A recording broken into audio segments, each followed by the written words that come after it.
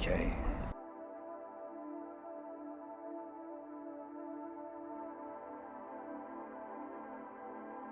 Hello everyone, this is a late night episode. My voice can't be too loud, but it's a very incredible time to give a talk.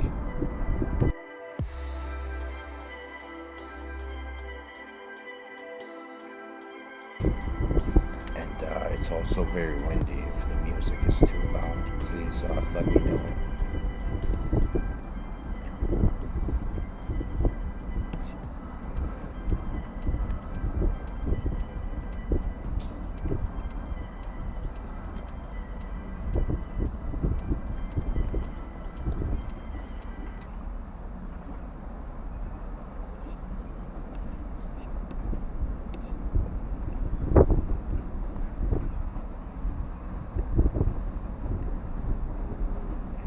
Okay, so this episode is titled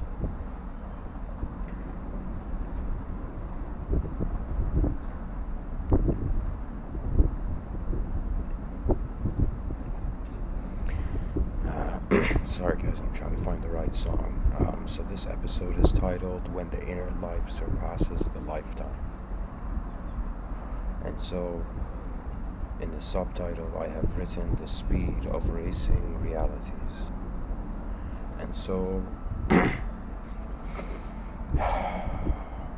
want to speak about how the inner realms and the life that we find ourselves in or a part of behind our lives can go faster than the life in front of our eyes. We know that the human being is an emotional animal, and when we go to see what feelings are, it is the response of this creature to its environment. The environment has an echo, and the way the environment echoes behind our eyes, it is through a subjective narrative. And so what is going on is really behind our eyes. We are a character in the story we tell ourselves, and in front of it, the physical reality is already like a story written before you had a choice. So the mind is behind your eyes. There is free will. In front of your eyes, the free will is limited by the outer realms. Now, the reason I have said the inner life surpasses the lifetime, because I have noticed something, and I just feel deep down it deserves to be discussed in human life, that really the life behind our eyes and the life in front of it, they don't have the same speed. And a person can actually be exposed to realities in their inner realms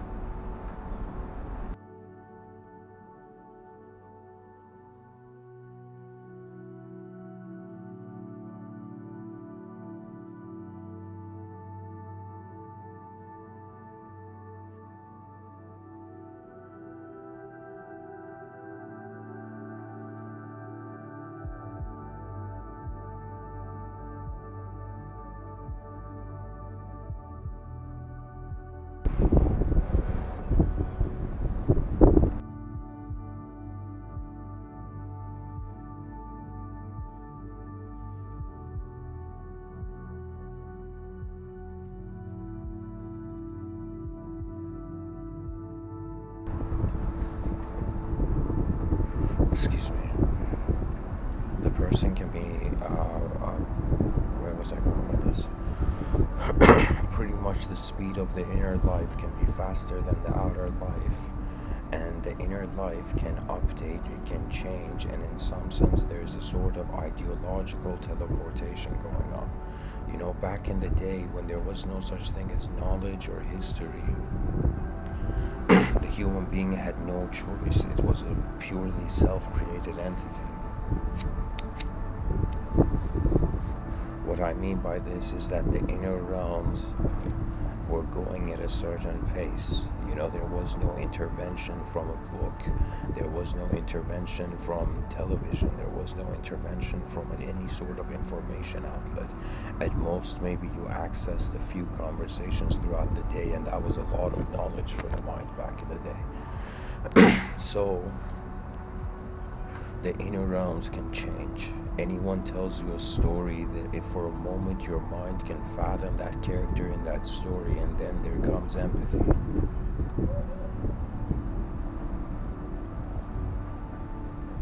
I would say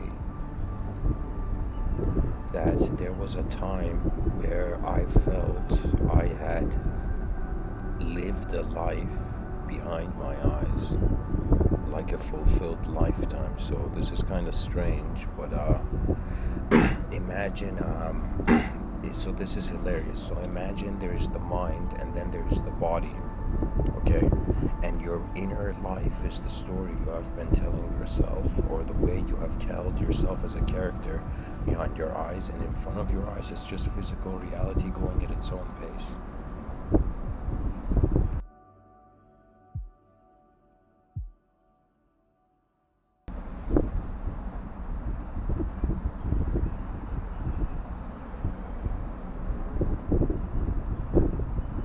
It's like a person feeling they have lived more behind their eyes than they have lived in front of their eyes.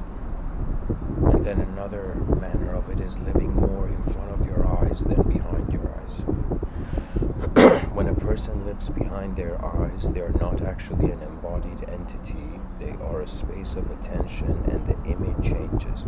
But because we have to do something with the body in regards to how we articulate it, in some sense the ego will remain as long as there's an individual body. And the mind is a simulator, right? The way the mind works is that it takes in senses and it simulates meaning out of it.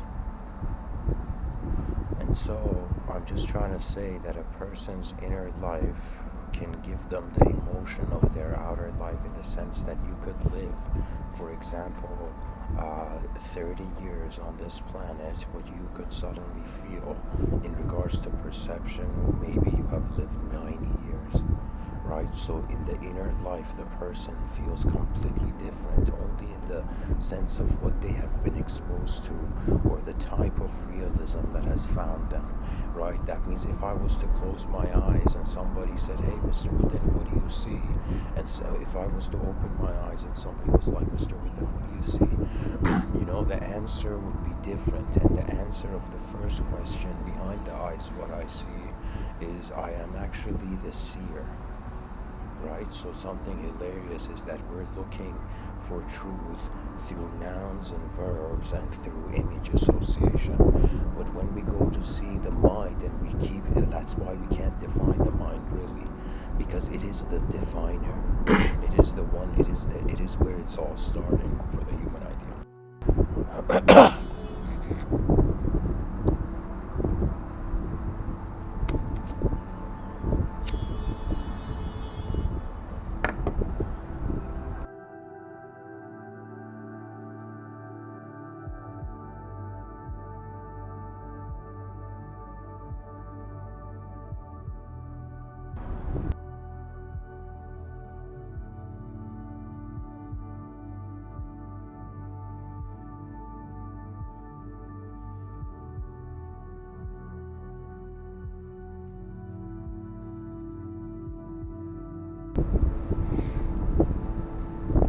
So behind our eyes, our experience of time can be very different. In front of our eyes, our experience of time is in some sense kind of situated with the common status quo view on what the time is, right? Because different nations celebrate the new year at different times. There's different calendars. It's as if not only everybody has a watch, but everybody has their own conception of time in some sense. And by everybody, I mean in regards to different nations approaching different meaning.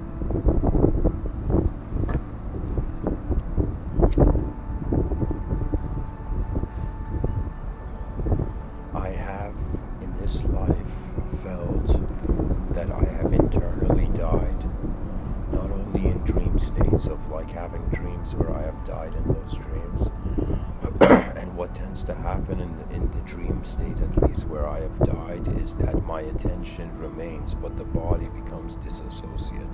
What that means is just like this laptop in front of me is not a part of my body, and I'm watching it, and my free will is not stretching through it.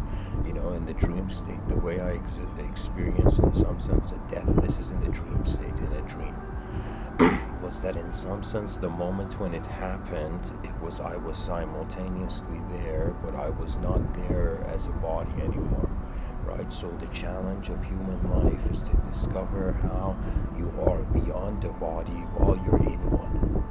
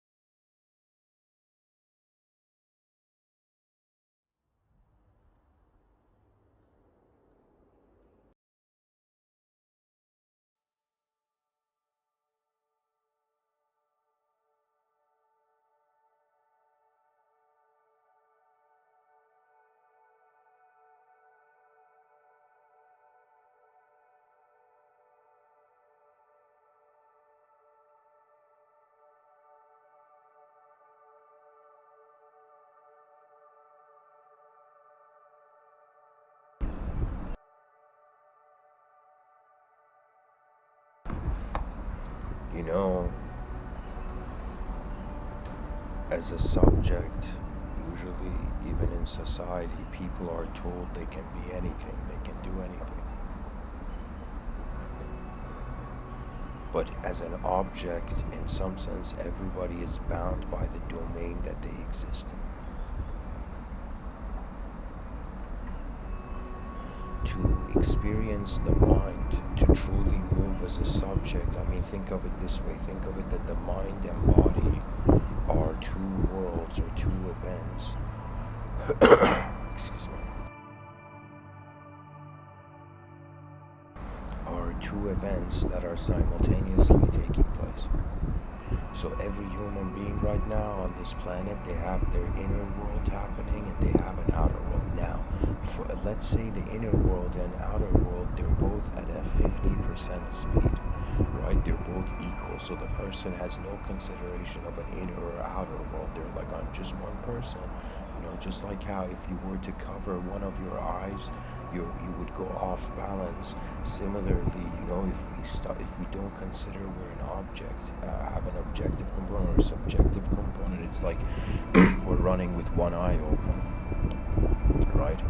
Now, for the subjective life, that's like, I don't know how many times I need to, all I'm trying to say about it is that it instantaneously shifts. It is sound oriented, it is image oriented. As a subject, we can connect to so much more information than as an object we can touch or actually contain, right? That means it's like what is going on with the human being. A person in 2021, at least in the civilization 1.0, people are like, yeah, I get thoughts throughout the day. Sometimes I write them down if it's an important thought.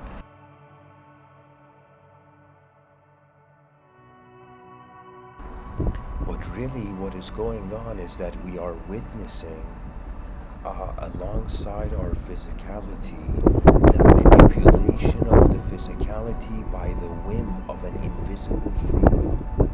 And the invisibility component of this is supreme, it's huge.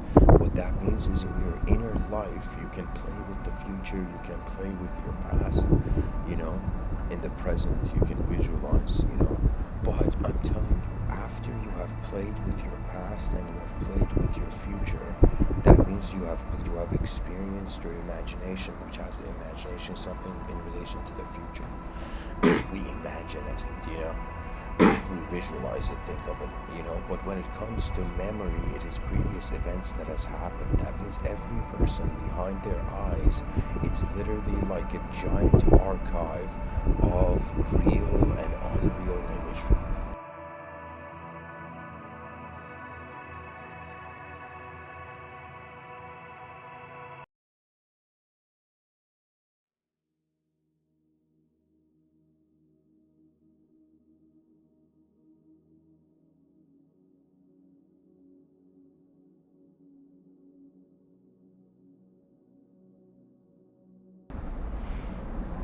one can live a life behind their eyes that is even dehumanized.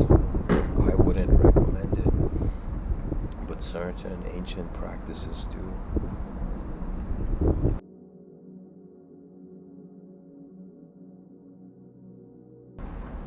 So let's say your mind's life took place quicker than your body's life, as if your mind did the job of a time traveler and took you to the future. And so your mind saw what reality could be or how reality could evolve. The moment it has access to a possibility of the future, it can realign the present in accordance to it.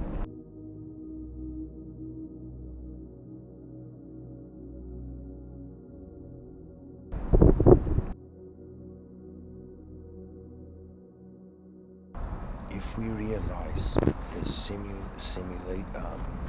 simulative nature of the mind, I am telling you, not only we will realize we're timeless, not only will we realize in emptiness there is an authorization for attention to move at any angle.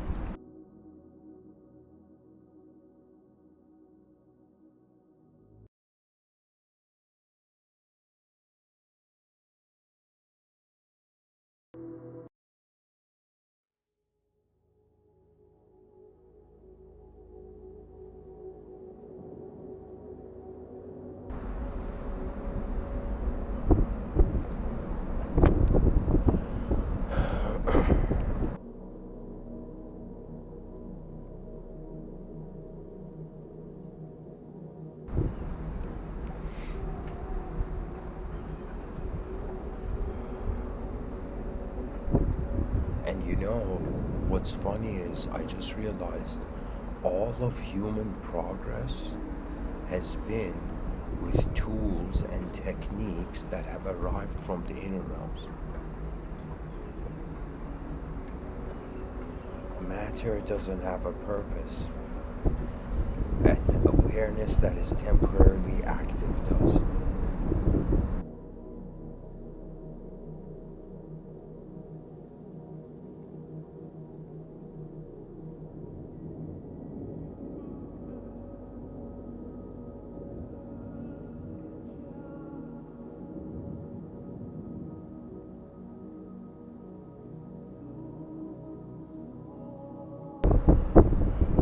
You know, the inner realms can have any context of time. You know, we can say very hilariously, imagine in the movie Matrix, you know, they connected that wire to Neo's head.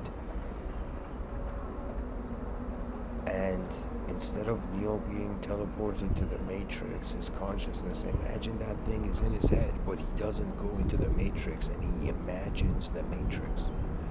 And so the Matrix is actually a film about entering the imagination, I find. And in your imagination, finding a sort of ultra instinctual resolve. A sort of state where prior to thought there is being. I mean, that is pretty much all of yoga.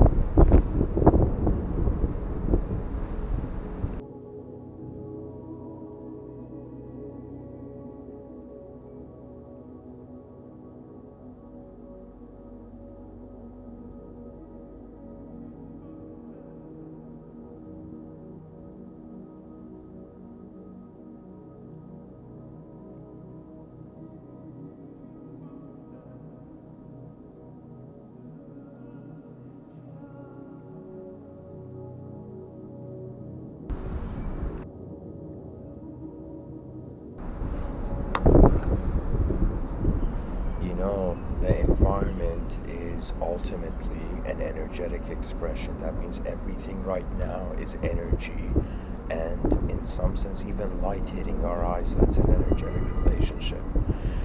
This means because everything is energy, on some level, there is no humanized consciousness. That means we have to be very considerate as human beings that to be a human is an opportunity of a certain state.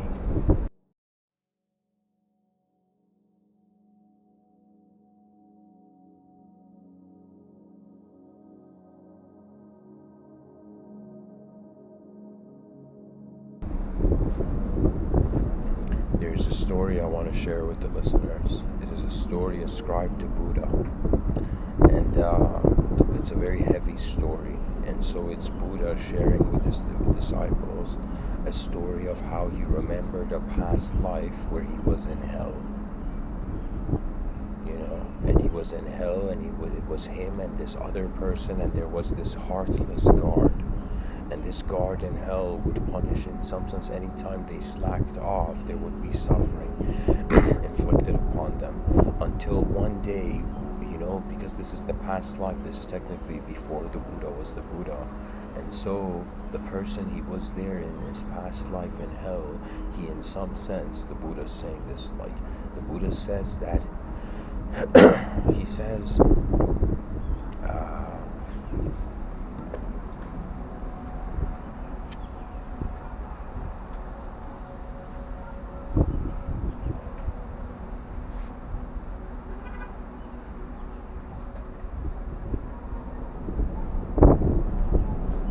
what the Buddha says.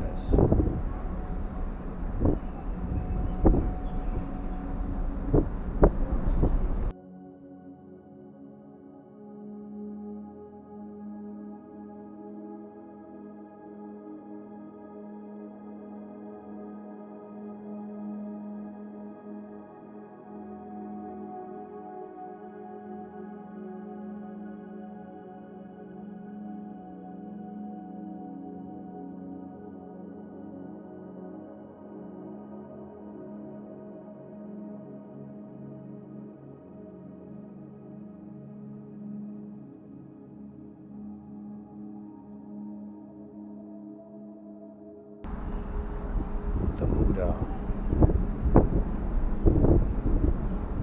Sorry guys, my attention got taken elsewhere for a moment.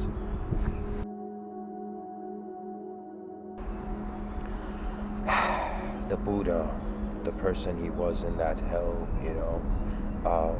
there's an event that takes place that the guard attacks one of the people, one of the people in hell, and Buddha's one of them, and Buddha sees this, and for a moment Buddha says, why are you doing this? He rebels against the cruelty of nature. And in that moment, the guard in hell throws a spike or something and kills Buddha instantly. And the person he was. And the moment he dies, he incarnates as a human being.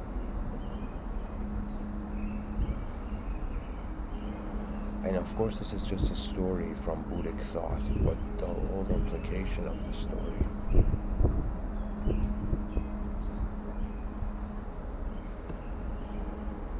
is that once we are exposed to a higher level of intelligence, we cannot go back. The moment we're in the human station, we have seen this far. Now it becomes about how far do we want to go? What kind of heaven do we want to be? Do we want to bring? Because intelligence will do something. Whether we be conscious or not, we will have an influence on the realm. Our inactivity is as much of a decision as our activity.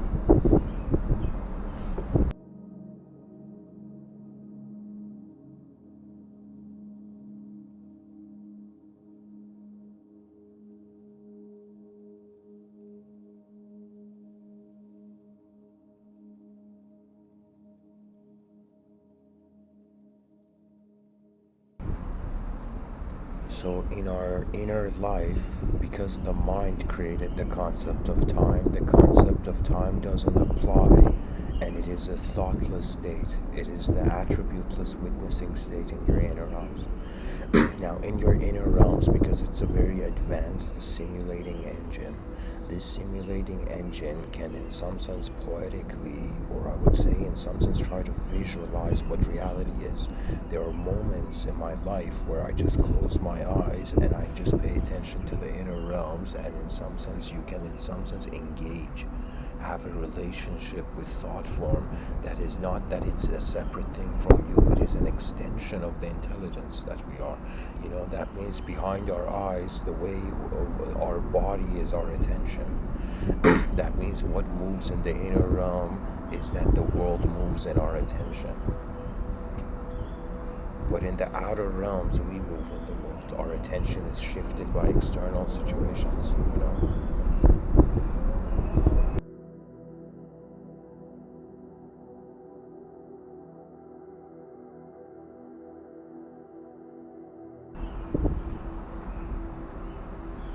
The inner life can be sped up. Realities can go faster. The story of the hare and the turtle, this ancient folklore, not folklore, but this ancient tale of like a turtle challenges a rabbit to this race, and the rabbit has an ego and the turtle doesn't, pretty much. And the rabbit with its ego runs so far that it doesn't see the turtle, and instead of going to the finish line, the rabbit sleeps in midway.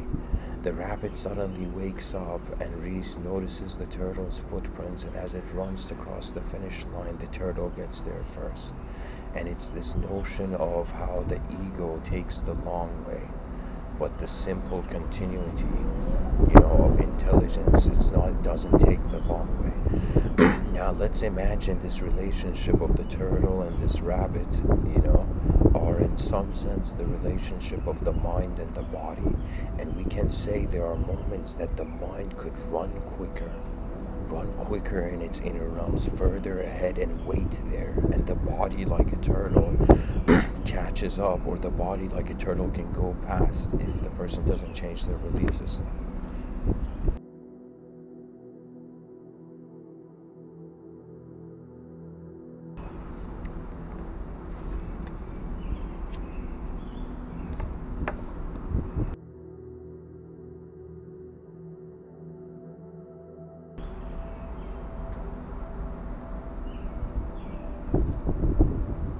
The mind, because it is simulating time and space over a space that has no time, so the space is real and the simulated time are real.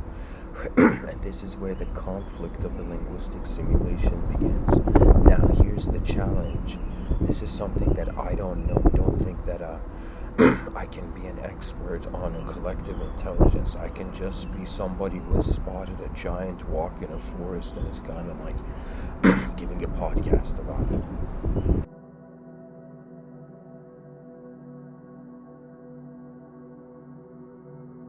I have noticed an unknown possibility for human intelligence.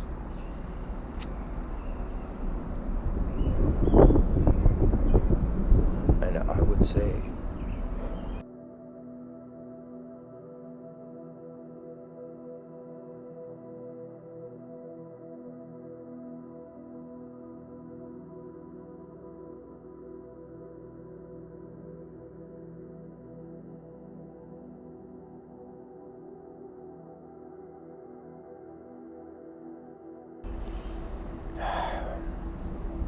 the non-ideological life of the species has not even been noticed collectively yet.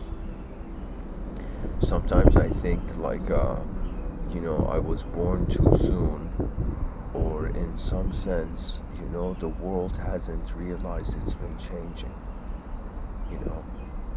Aside from alphabets, nobody creating a new alphabet, that being a shocker. Imagine the contentment of a multidimensional being in a singular dimension. It was this idea of not an unconscious singular force, but a rather conscious multidimensional force. Because consciousness, when you add that equation to multidimensionality, you can never be disconnected from the divine. Because in order to be conscious of multiple, you are starting from a singular position, right? That means, believe it or not, we are all singularians. I said it in one talk.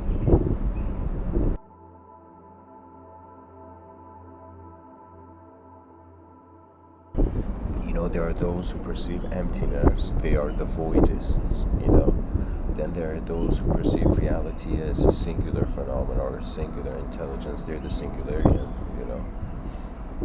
Then we have the dualists. These are people who, in some sense, reality is just divided. It's like the cake is divided into everything has a sort of chaos to the order and an order to the chaos. Then there is the infinitists, and I don't know how to say this, but these are human beings that haven't arrived yet. Maybe if you connect an AI to a human mind, and then you wondered about what kind of personality, a cyborg, what kind of human personality a cyborg would have, maybe then that would be, because infinity means either the information is infinite or the force that is articulating and processing the information is infinite, right? Either the cause is infinite or the effect is infinite. These are the only ways that infinity can be accessed. Either your infinity in the finite or the finite is in the infinite,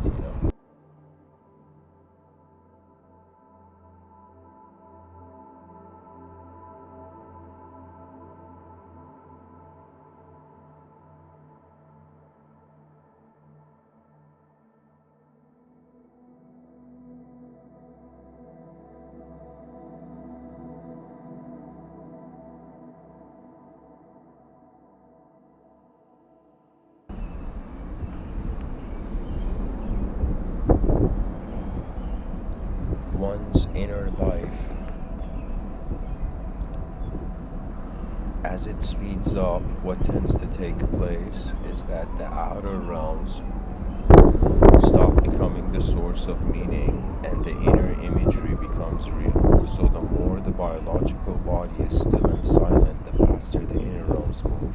If we catch on to the rhythm of the inner realms, we are world hopping, and in some sense we're noticing how everything that the brain receives through the senses, its ultimate echo. So the echo of the received sensory perception is the result of psychology.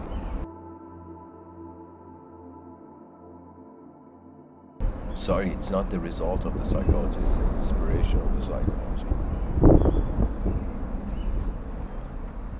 Pretty much we're having two types of cause and effect relationships. One relationship is expressionism is caused in the outer realms, and its effect becomes our thoughts. Then there is the notion of the free will, where in the inner realms there's expressionism and its effect becomes what we do in the outer realms. So these are two simultaneous avenues, right? Every human being has to cultivate some sort of mastery. I say it simply where any person who wants to pilot smoothly in this dimension, you got to start with duality in the sense of completing the dual cycles. What that means is if you are a moving animal, you experience the still moment. So you cultivate stillness, you cultivate silence, you cultivate watchfulness, you cultivate intuitive certainty, right? And intuitive certainty means in some sense how the inner realms are overlaid on the outer realms if it can be trusted, right? Because there are some people who trust the world more than they trust themselves, and there are some people who trust themselves more than they trust the world. When you notice that the world is changing, but the viewer within is watching that change, the viewer within is stationed in the unchangeable. So what that means is the roots of human intelligence are eternal.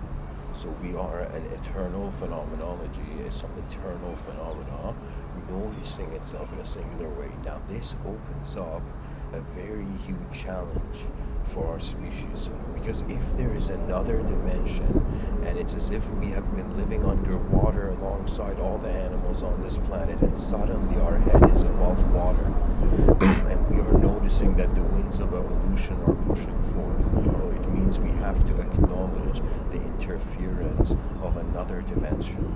That means there was never objectivism, because the object is being simulated within. So one of the hardest things that really it's the challenge of the philosophers of the future and the intellectuals and the advanced communicators and pilots of the future, the pilots of consciousness, really the challenge is to wonder about how 8 billion people will will use their life in a way where their inner realms and outer realms are not at war. They are neither locked in the inner realms or the outer realms, and as they stand as the presence of the witness, then the true signals of reality come, right? It's as if like the person's like, when do I know my intuition isn't my conscience? Like, let's say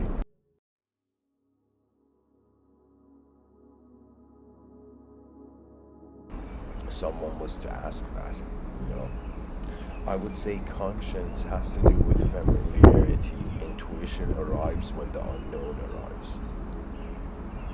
So imagine you, the witness within, the supremacy of the Atman, the soul within, as the way in the Vedas, the seer of the seer is unseen, that unseen, that unseer.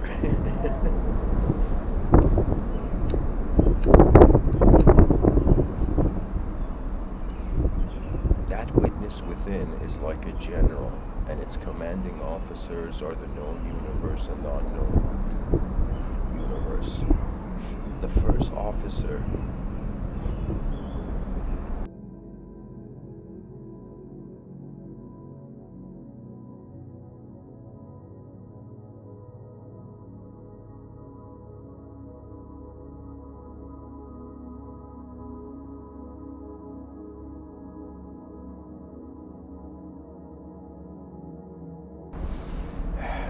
officer that speaks poetically is the known universe to the ultimate witness of the moment.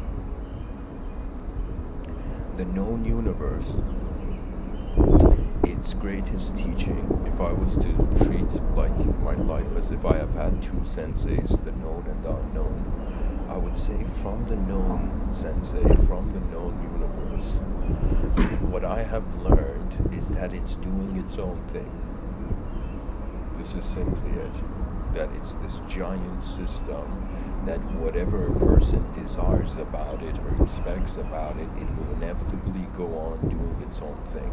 So what it is it is an event that's happening already, and we are new to the scene. So I would say when it comes to the outer realms, it is riding the waves of how advanced civilization will be and how far consciousness will play a role in nature.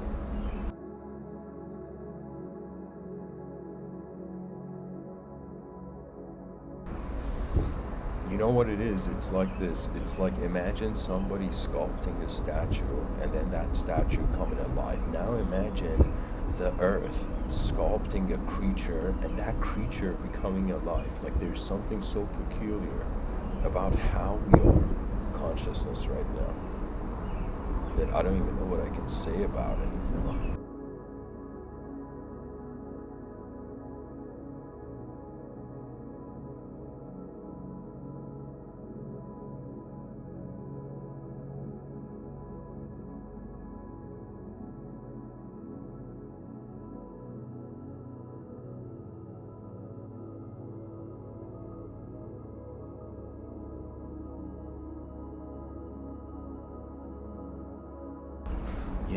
Something that people never ask,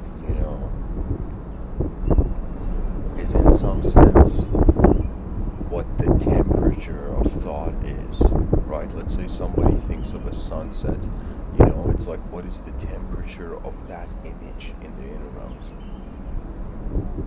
Nobody cares about what temperature phenomena has. Do you know what I mean? It's like the system is so collective. That's the thing.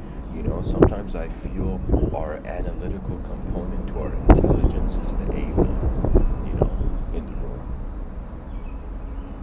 That means actually a terrestrial system, if it is alive, it's as if the best way to live inside an organism is to abide by everything else in the organism, right? That means, what are the cells in our body doing? The cells in our body, they follow and they listen. The cells in our body listen to the commands and instructions of our mind. Now, when the cells of the body don't listen to the instructions of the mind and don't abide by reality, then in some sense the cells begin doing their own thing, and that's how for example, answer happens. So it is very important to recognize that if it is a biological organism, this whole universe, and we're cells, and it's really the greatest mysticism is abidance and alignment.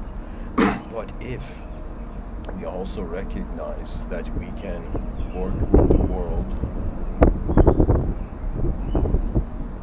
and not against it, and that universal intelligence is not personified, it doesn't have a personality, so it can't be cruel.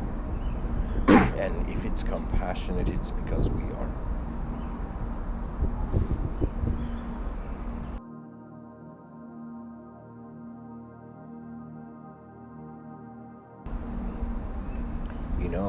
There was something that Friedrich Nietzsche, the philosopher, had said about Hitler. He had made a comment. I read this somewhere. And what he said was that Hitler was seeking imaginary revenge. That his delusion was that he was fighting something that wasn't there in the moment. He had created an enemy out of nothing.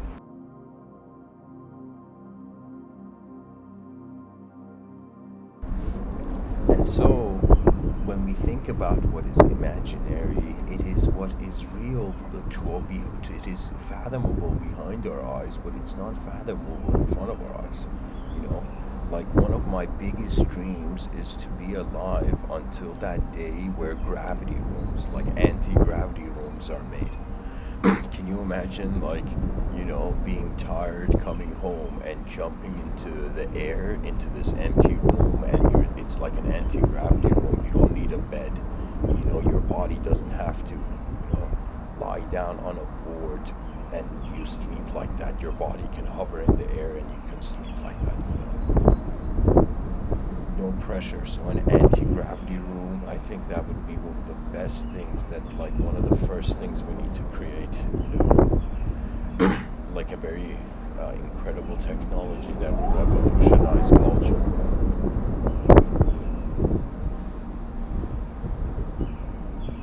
The mind's life, guys, whoever's listening, your mind is not an object, and I keep saying it, but I'm trying to think what else can I say about it. And because it's not an object, it's not calculated. You can't expect it to be in one state all the time.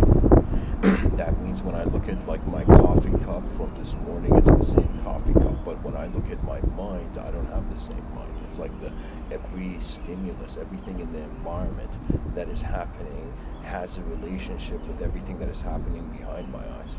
Now, it is true that light is entering our eyes, and it's contact with a sort of nerves that we have pre-established already. It's as if it's so coincidental how we have eyes that can do something about light. Isn't that too coincidental? That's okay, there's a clue, something else is here.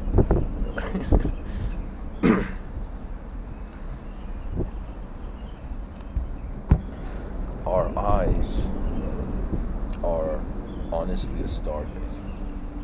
Everybody has access to a stargate,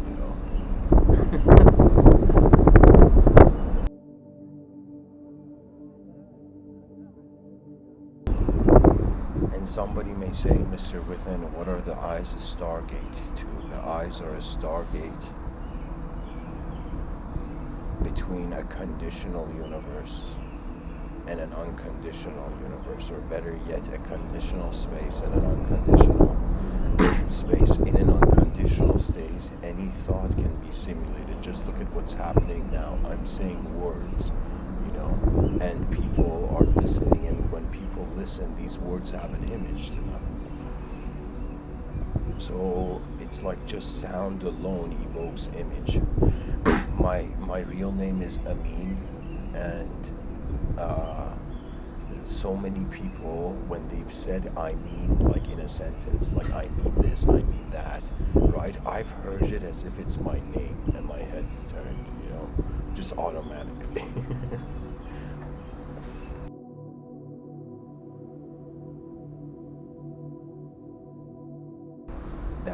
means sound out of nowhere can simulate meaning. And it's like people are not noticing how much silence is everywhere, and any movement in a still and silent space, is divine. Right now, me giving this talk, I consider it divine. Right now, people walking in the street, I consider it divine. These birds that are chirping, I consider it divine. Why do I consider it divine? Because it is moving in emptiness. It has an intelligent relationship.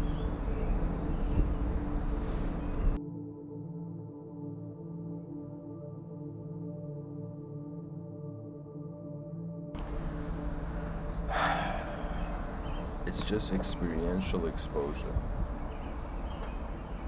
That means no being will ever be lost because there is an ultimate bridge between all dimensions. It's as if vertically the person's like, are you telling me there's 7 levels of heaven and 7 levels of hell? And the person, and the ancient cultures were like, yeah, I don't know what to tell you, it's like, that's how it is, But now we have reached the point where that's a vertical dimension of perception. Or I would say that in that vertical dimension, there is one horizontal line that goes through it. And what that means is there are 2 intelligent positions of perception. Either the known is watching the unknown, or the unknown is watching the known. The known watching the unknown, that's humans. The unknown watching the known, we have made that God in our minds. We had made it the invisible other, or the invisible universal intelligence, or the field, the great field of being.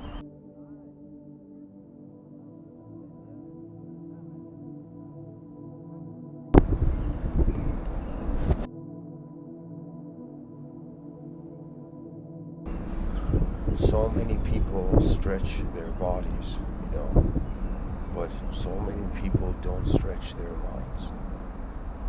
And the only way you can stretch the mind is by observing what it is from scratch. Like, I'm not kidding when I say this. It's a luxury. It's like a birthright. Every human being has a birthright to, for a second, put any sort of video game of a life they have lived on pause, and not to make a dramatic change, but to be able to perceive more angles to it. Sometimes in these talks, maybe people can notice. It's not that I have an obsession, but it's like, because everything in life is interconnected, when you pull the strings or try to solve one problem, you will see eventually how it has a relationship with everything.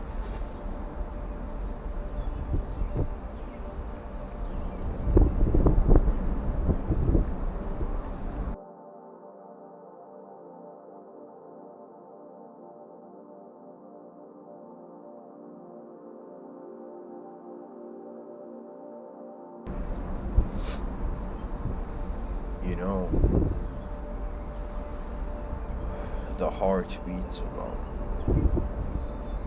but it's everything inside the body is living, so outside of the body can make a decision. And we can say, if the universe was a sort of universal body, everything inside the universal body is living for outside of the universal body.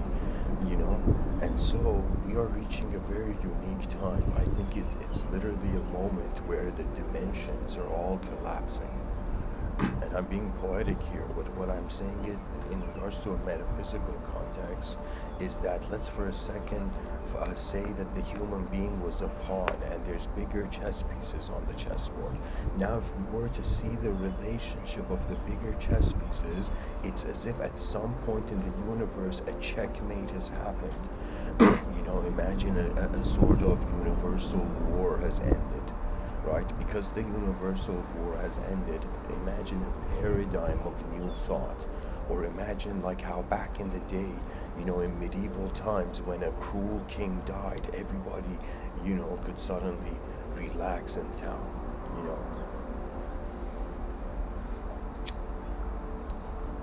Or when a great king died, there would be tears washing the streets, So it would be, in some sense,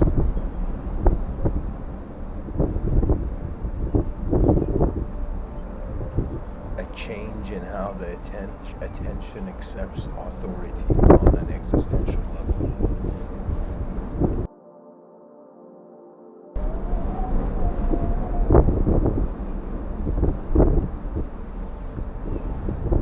There was a point where it happened to me a few years ago.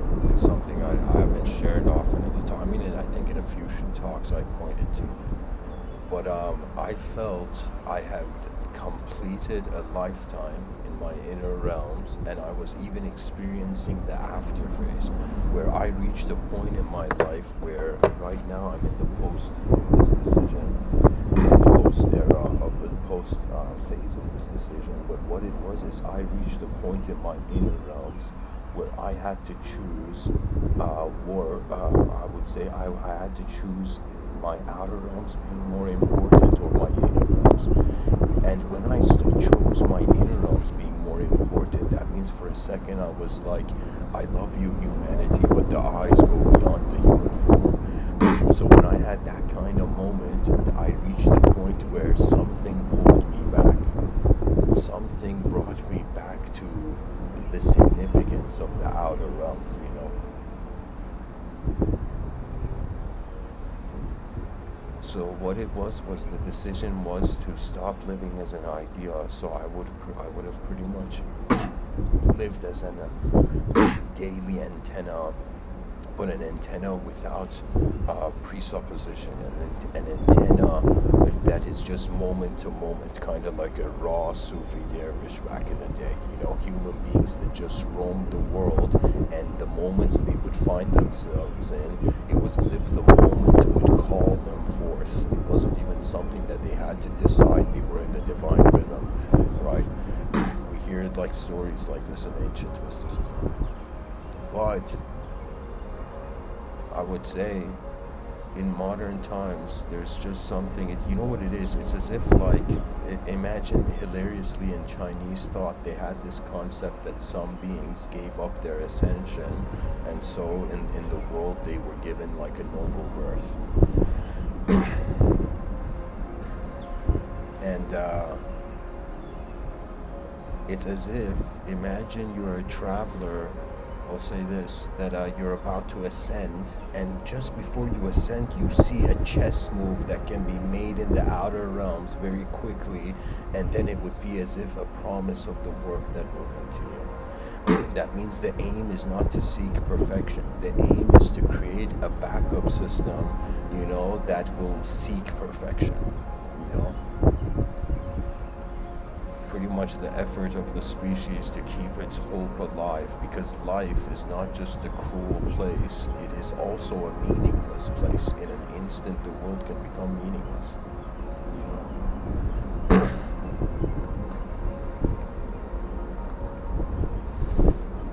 And to all those people who may have experienced in their inner life that they have, their mind's life has ran ahead of their outer life, their inner life has ran further than their outer life, what you can do is the ultimate realization that nature is automated.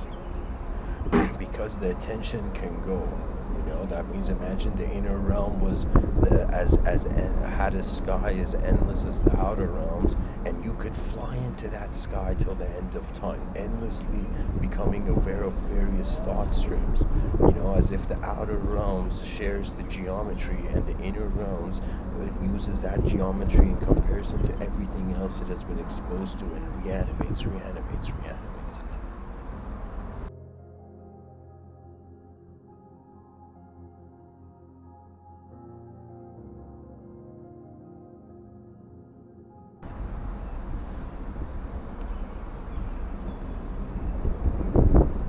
Can you imagine in the future, like, an advanced, let's say, compassionate extraterrestrial species lands, right?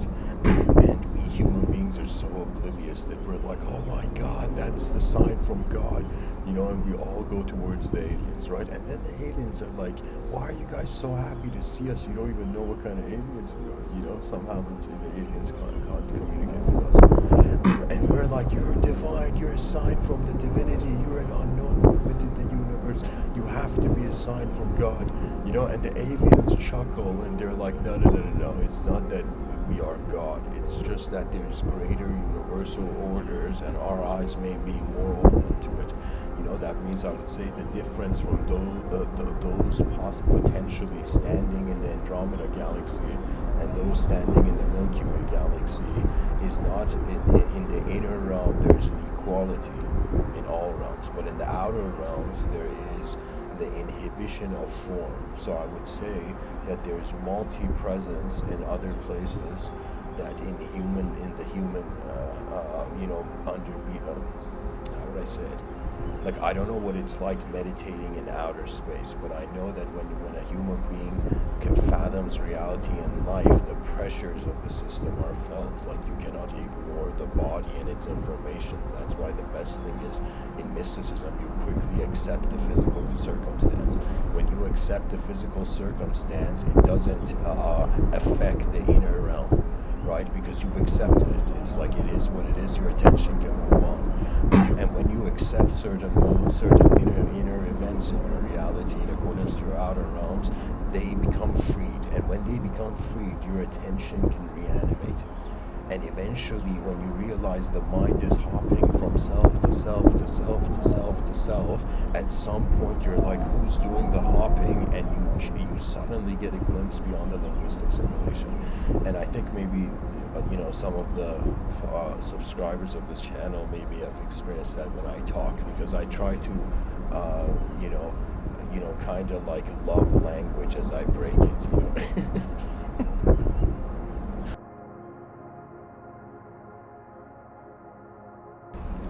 What I mean is, reality changes if we consciously change. We have the illusion of control, but it is a giant system happening. That means no person can really go for world domination. They can go for the illusion of world domination, but they can't go for world domination because the world is unconditional variables everywhere. Do you know?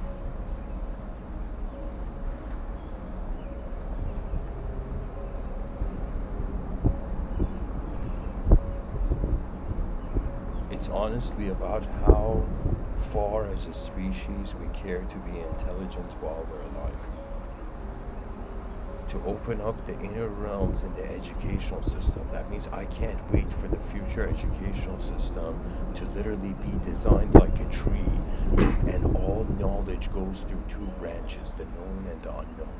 So what that means is there's known studies and there is unknown studies, and unknown studies has to do with all the phenomenology of reality that relates to the inner realms, or in some sense, not the inner realms, but that relates to things that move before we do, and the unknown studies focuses on all the things where we moved first, then we defined what it is.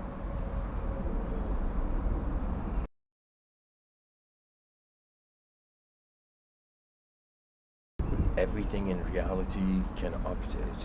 There is an angle, just like an object can be seen from multiple angles, any subject can be seen from multiple angles, And when one understands the context relationship, then in their inner realms, they can speed up the transition, right? So what it is like, sometimes I feel this, that when I'm giving these talks, as I'm talking about one thing, it's like I'm seeing a film and I'm talking about it, but something in that film connects to another film, and then I perceive seeing another film in my inner realms.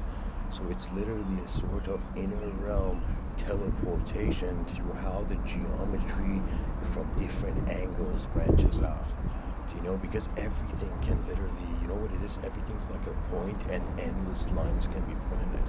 That means the complex is not fascinating because everything can be made complex. And I'm not kidding when I say this, everything can be made complex. The simplest thing you can explain it in a way where the person's like, what are you talking about?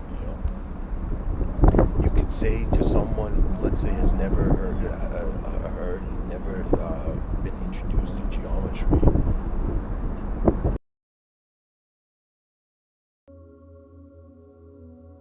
and imagine you want to define an apple, and you're like, imagine a red sphere, right? And imagine this person doesn't know geometry and doesn't know what the color red is. And the person's like, I don't know what to imagine, but it's just an apple, and you just show them the apple. You know what I mean? You know? So anything can be made complex, and sometimes and I don't want to say this is right or wrong, but when it comes to art, the morality shifts a little. Art is kind of rebellious in nature. Any sort of expression is like, ta-da, I'm here. You know what I mean? You know, it's like, it's my time. You know, and reality just expresses. But so that's the rebellious nature of art. But when it comes to mysticism, there's a significance of truth. You're just like, okay, I'm somewhere, some intelligence is happening, you know.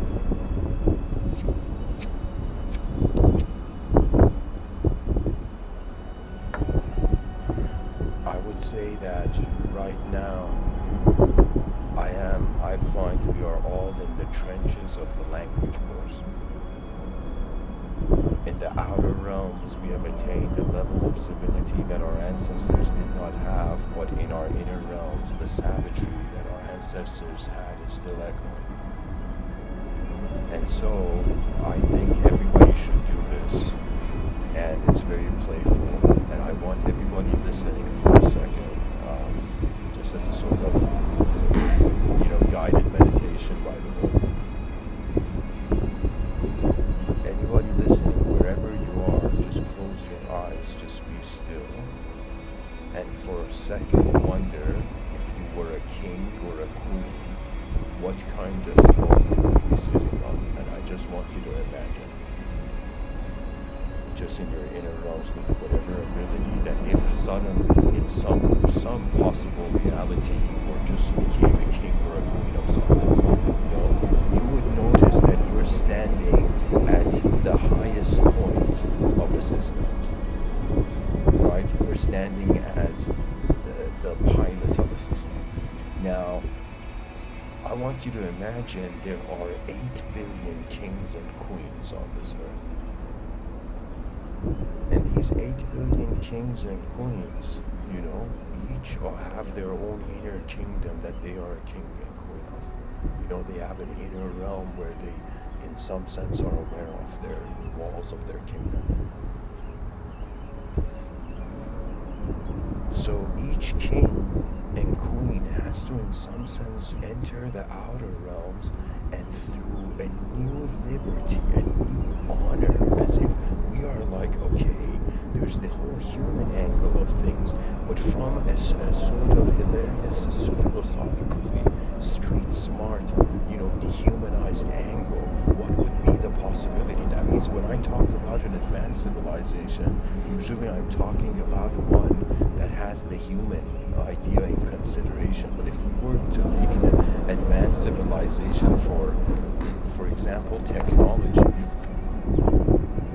that means for a reality where there would be no human beings, I would be just like, forget nature and just invest everything into making us machines quicker, right? But because I'm considering a humanized dimension, it means we have to preserve nature while we're alive.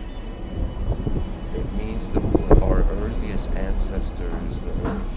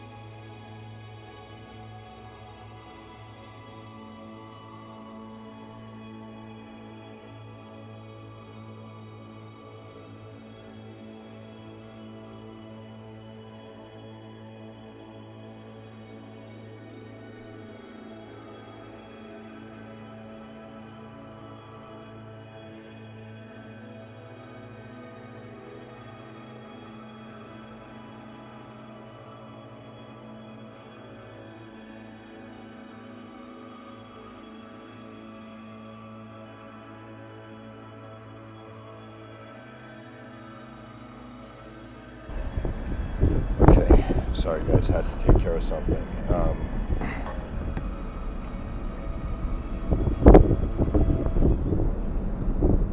Let me see. Yeah, pretty much the mind's life can happen quicker than the body's life. The inner realms are not that well explored.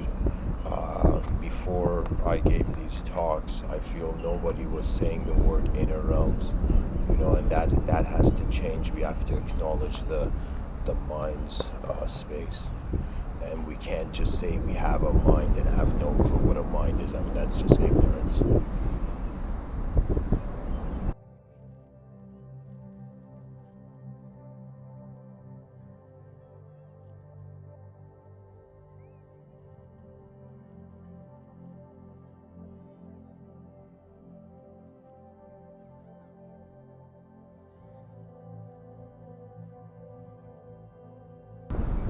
And in the movie Matrix, Neo is by like this kid holding a spoon told to free his mind. And then at the end, when the three agents are taking him down, that he becomes kind of like enlightened. He realizes that he is in the creator space of the conscious realm.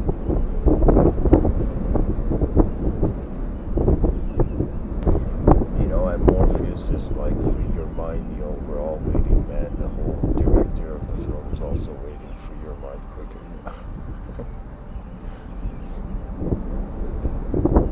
And to free the mind of 8 billion human beings, what are we freeing it from? We're just freeing it from their own conditioning to a neutrality where humanity can breathe in. Anyways, guys, it's pretty windy.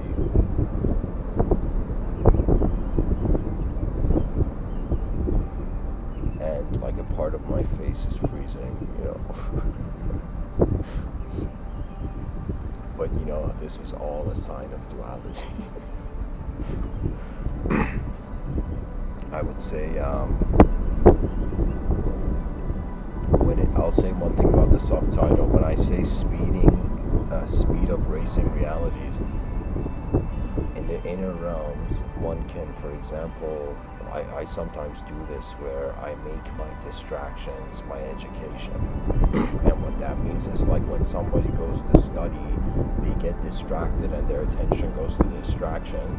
So if a person makes the distraction the source of information, they will always 100% be aware of the distraction, which means aware of the information. So imagine you're playing a song and you're playing a lecture and you're at the same time, speaking, and at the same time, let's say there's a phone on and there's someone speaking through that phone, and it's like all those layers of sense creation, all those rhythms of sense creation, the intelligence contains them at once.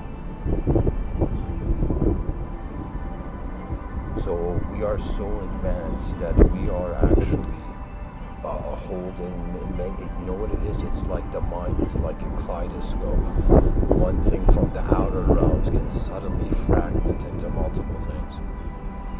And we can even try it out. Like, I do this all the time, where in my inner realms, when I drive, for example, when I drive on the highway, on the lines on the street, I visualize geometric patterns, and as if calculations of the space between my car and other cars, right? So I use my mind to overlay geometry on the outer realms and try to make that geometry move alongside the thing. Another way I remember doing it as a kid was that I drew this character, I think I was like 10.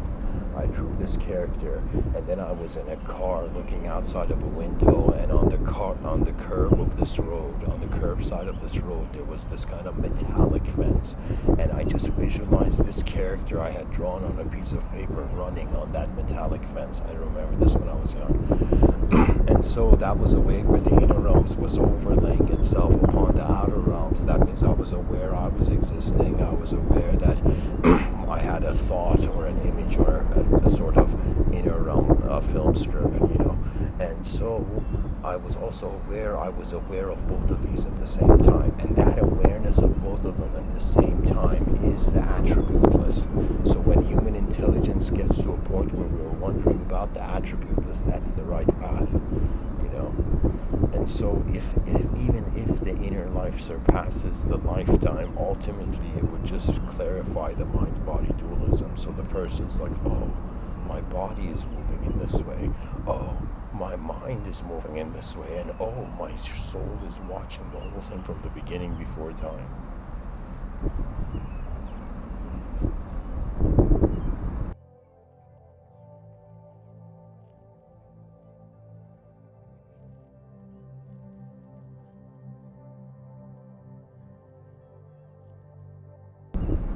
And perhaps without, the lamp in the street, the snowfalls, the many snowfalls many snowflakes can't be noticed. That means sometimes if you shift your antenna and perspective, your karma changes. That means who knew, the way to change karma is to change your attitude. And what does that mean? That means the context of reality has, in accordance to your most clearest direct experience, been realigned. And the watcher continues. The eyes are roaming. It's like eyes are just roaming the space-time continuum through form, and they have named themselves, we're like mystery, disguised in humanity. Anyways, guys, thanks for listening, and a quick note for members, I'm gonna probably dedicate a video to this, but there's gonna be project supporter meetings, and I thought about alright, people who have dedicated their attention to this channel, the best thing is I want to create a sort of discussion hall and share certain projects towards this idea of the advanced civilization I have, so that's just a note on an update for the membership information. But anyways, guys, thanks for listening. And your inner realms, they require to be free. That means if you want to grab a glass, and fill it up with water in your mind, you should have already done that, and you're just following how the mind. So the mind is really a step ahead of the body, and that's how we know we have a body. Now if imagine the soul is a step ahead of the mind, how would the mind know it has a soul? And hilariously, when the mind goes to see if it has a soul, it reverse engineers beyond the language threshold and realizes that the source of space is space. Space is independent, but all our epistemology, all our theories on knowledge are in some sense making space be dependent to matter. And in Vedic thought, they said Purusha and Prakriti were simultaneous. A key point in how the mind and body are two eyes that see the same. So anyways, guys, thanks for listening. Namaste.